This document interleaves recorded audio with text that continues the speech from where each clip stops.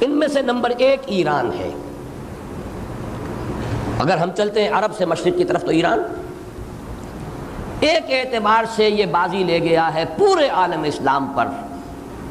ان کے مذہبی عقائد، ان کی فقہ سے ہمیں جو اختلاف ہے وہ ہے اپنی جگہ پر ہے، آپ کو معلوم ہے۔ میرے بارے میں کسی کو اشتباہ نہیں ہو سکتا اس اعتبار سے، میری جس درجے دشمنی رکھی گئی ہے، جس طرح میرے سر کا جو ہے مطالبہ ہوتا تھا۔ 2 ہی آدمی تھے پاکستان میں کہ جن کے سر مانگے گئے، ایک کراچی کے وہ شاہ بلیغ الدین صاحب اور ایک میں۔ تو اس حوالے سے وہ اپنی جگہ پر اختلاف ہے، لیکن اس حقیقت کا اعتراف کیے بغیر نہیں رہا جا سکتا پورے عالم اسلام میں یہ واحد مسلمان ملک ہے جس نے بہرحال اپنی شریعت، اپنے عقائد کے مطابق ایک مذہبی انقلاب برپا کیا ہے۔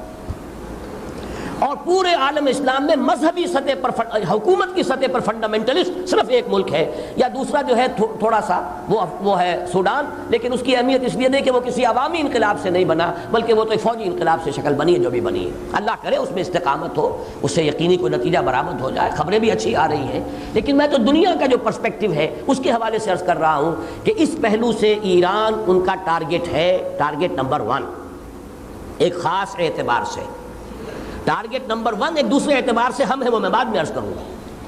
چونکہ حکومت کی سطح پر فنڈامنٹلزم ہے اور وہ آیا ہے ایک عوامی انقلاب کے نتیجے میں، پھر ان کے پاس تیل کی دولت ہے، اس کے خلاف اکنامک سینکشنز بھی ہو جائیں تو اگر لیبیا کھڑا ہو سکتا ہے تو بہرحال وہ بھی کھڑا ہو سکتا ہے۔ اور نقشہ وہ دنیا کو دکھا چکا ہے کہ لڑا دے ممولے کو شہباز سے، یہ نقشہ بھی اس نے دکھا دیا ہے۔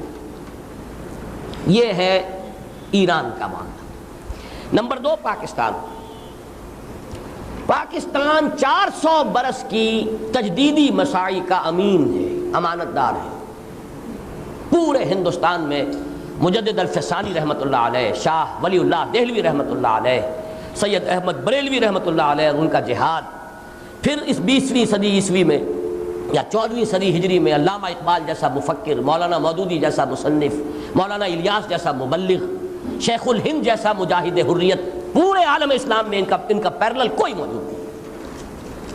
یہ 400 سال کی تاریخ ہے، اس کی امانت اور اس کے نتیجے میں یہاں کے مڈل کلاس میں فنڈامنٹلزم کا ایک نیوکلیس ہے،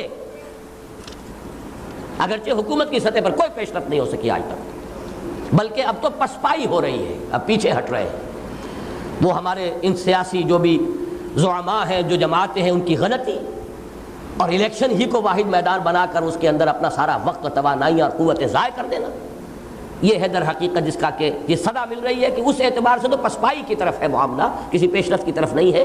لیکن باہر والے تو دیکھتے ہیں نا کہ اندر کیا کچھ مواد موجود ہے۔ اگر مڈل کلاس میں وہ فنڈامنٹلزم کا بارود موجود ہے تو کسی بھی وقت اس کے اندر جو ہے وہ کوئی دھماکہ ہو سکتا ہے۔ دوسری بات جو ان کے لیے ایک اعتبار سے ٹارگٹ نمبر 1 ہمیں بنا رہی ہے وہ ہمارا ایٹمک نو ہاؤ ہے۔ پورے عالم اسلام میں اور کسی کے پاس نہیں۔ اسلامی بم اگر بنے گا تو یہی بنے گا۔